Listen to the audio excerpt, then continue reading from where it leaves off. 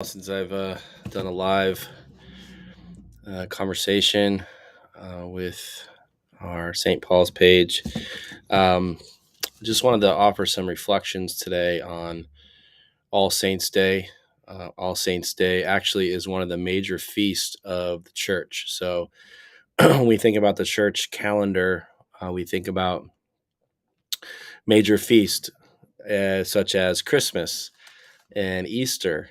And All Saints Day is right up there with those, and as an equal kind of day. I talked about it. Hopefully, some of you got to listen to my friend Kevin and I discussing a lot of the day and what it means, and Halloween and what that means, and kind of the one of the other big feast days is Ash Wednesday, of course, and a lot of our culture remembers Mardi Gras, the day before Ash Wednesday. They don't know about Ash Wednesday, and they know about Halloween, but they don't know about All Saints Day. And it's days in which we remember those who have passed. All Saints Day, and then and Lent, Ash Wednesday, we remember our own death. And so All Saints Day also can be combined in some traditions with All Souls Day, which is on November 2nd, when we talk about, we remember, excuse me, we remember all those who have passed before us. And so it's important that we remember folks' names that have passed. Um, and for many in our congregation who have lost loved ones in the recent years, I went to a Eucharist, All Saints Day Eucharist today, and I gave those names over to God at the Eucharist, and trying to remember everyone I could. But I'd encourage you, if you're watching this, to take a moment, if you could, just to maybe write the name of someone who you've lost, who's kind of gone before you, who've passed away, that you want to remember, that we could pray for and lift up their name to God and remember them on this day. It's important that we remember those who have passed before us, that meant something to us, whether it was a mother, a father, grandmother, grandfather, son, daughter, friend, colleague. So I encourage you to write those names down. I remember my uncle Jimmy, who passed this year. Just remember his name, remember his family on this day. And then the saints that have gone before us. I've been thinking about it today. Those who have passed, and there's many folks in my life that mean a lot to me spiritually, and so I would say those saints in your life that have kind of pointed you to Jesus. I know my grandfather left that legacy. My grandmother, my grandma and grandpa, who instilled the values of Christ in their children and then ultimately into me. My grandfather, I see his desk where he wrote sermons and his Bible and some of his sermon journals every day when I come in the office. Kind of a symbol of faithfulness to the call of God, and someone who is a saint in my life. Eugene Peterson, who was a prolific pastoral author, someone who I admire and look up to pastorally, who wasn't afraid to confront issues of his day, but also was pastoral. And so my heart is that, hopefully, as the church at St. Paul's gets, digs in with me, they realize that I do want to confront issues of the day, but also I want to love and care for those God's put under my care as a pastor, and pastor well. So Eugene Peterson is someone I read for that. I get mentored. I didn't know him personally, and that's the thing with saints. Sometimes you don't know them personally, and yet they can have an impact. And then there's saints that, Eugene Peterson was a pastor that was alive while I was alive, and recently passed a few years ago. And then there's those that I never walked on this earth while they were alive. One of the saints that I think is relevant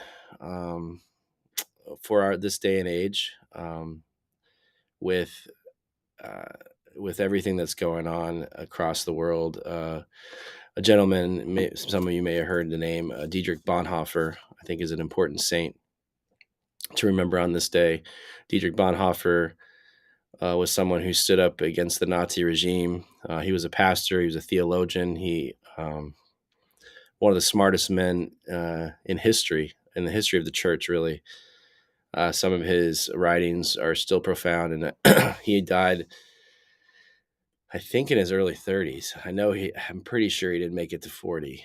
And the impact he had on this world was incredible. And so um, he stood up against Nazi Germany and was killed for it. He was martyred for his faith. And so I think um, he's a symbol to us that we need to stand up for those who can't stand up for themselves. And it's happening more and more in our culture. It becomes at times easy, right, to not stand up for those who can't stand up for themselves.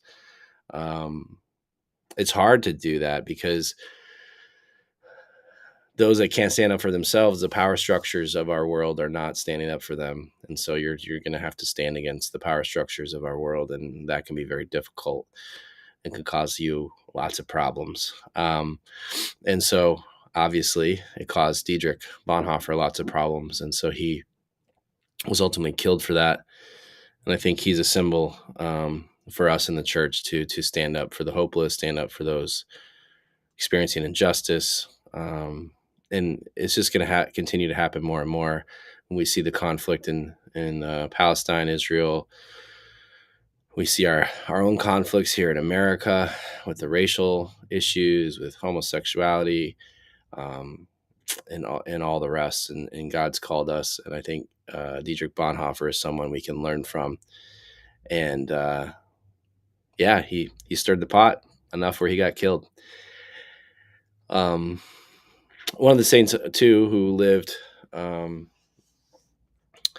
Some of you may have heard his name, Saint Francis, right? If you follow the Pope at all, um, he named himself after Saint Francis, and there's a whole Franciscan order after Saint Francis, and I think Saint Francis. I've read a lot of his story through different biographies on him, and uh, he's more than just. Many of you may know him as the saint for the animals, right? And certainly there's plenty of stories of him wanting to take care of nature and animals and all that. But what strikes me, and why I personally am a big fan of Saint Francis, is Saint Francis came from means. He grew up, I believe, in Italy, and was the son of a very wealthy man.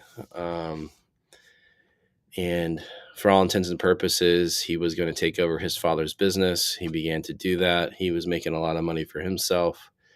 Um, Became a war hero. Even was what became very popular in his culture in his day and age for not only his money but his heroism. And so I tend to think of him as an American, right? Like here in America, we love our heroes. We love, right? We love Taylor Swift. I love Travis Kelsey. We love our heroes in our world, and we value and we respect people with money. And we think if you're a hero and you have money, you're the top of the game in our culture and our society.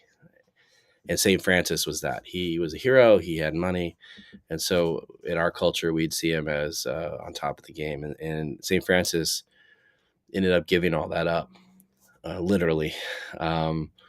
He was eventually written out of his father's will. He gave all his father's money away, began taking some of his inheritance and selling it and giving it to the poor.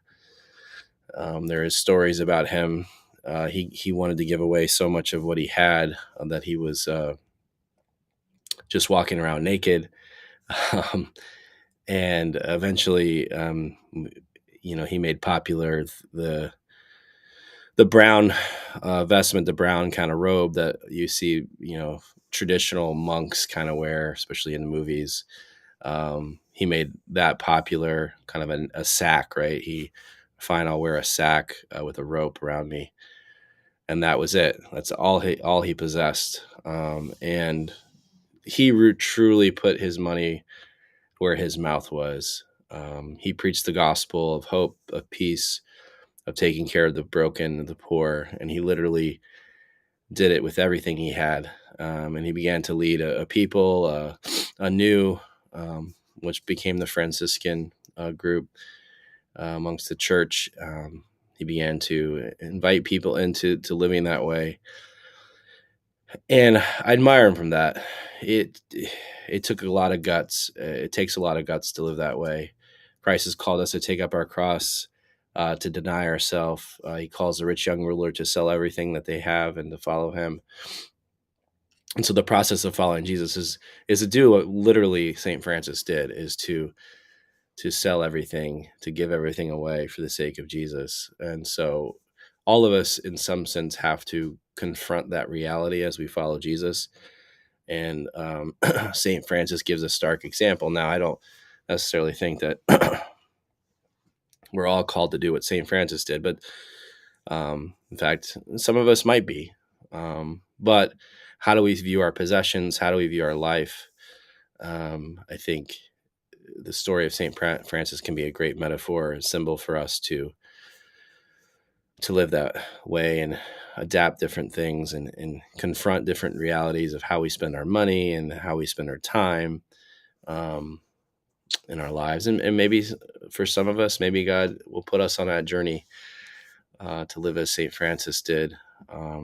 There's certainly, I certainly know people who have gone that route. And I believe we're all called to go that route in some sense. And so St. Francis is an example of that. And I want to remember him today. And so I'd encourage you, if there's no saints, I kind of look at saints of folks that I knew, whether it was a parent, grandparent, somebody who pointed me to Jesus in my life, maybe somebody kind of, I lived the same time as them, but I didn't really know them, but they had an impact on my life, pointing me to Jesus. And then if you don't know saints of old, folks that have of the church that have gone before, I encourage you to do some reading and research on folks in the church that have had an impact for the church, and what you can learn from them and how their life might point you to Jesus.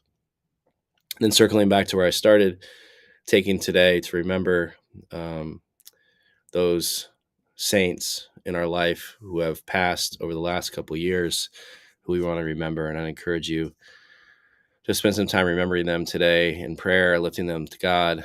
And those folks don't necessarily have to be people that pointed you to Jesus, just somebody you loved and cared for, who God still calls as saints, because in the scriptures we're all referred to as saints. And so there's kind of this, we're all saints, but then the church has over the years taken kind of steps to elevate, I call it big S saints and little S saints. We're all little S saints, but some of us have big S saints that have impacted us. And so kind of thinking through those folks, the great cloud of witnesses, another way to look at it, we're surrounded by all of our relatives, all of our loved ones that have gone before us. We are surrounded by them. And so we want to remember them today. And I'm going to sign off. I see a couple of people just jumped on, but I encourage you to go back and listen to this. And I'd love to hear who the saints are in your life, who the souls of your loved ones are that you're praying for today, so that I can join you in prayer. Go in grace and peace, and have a great All Saints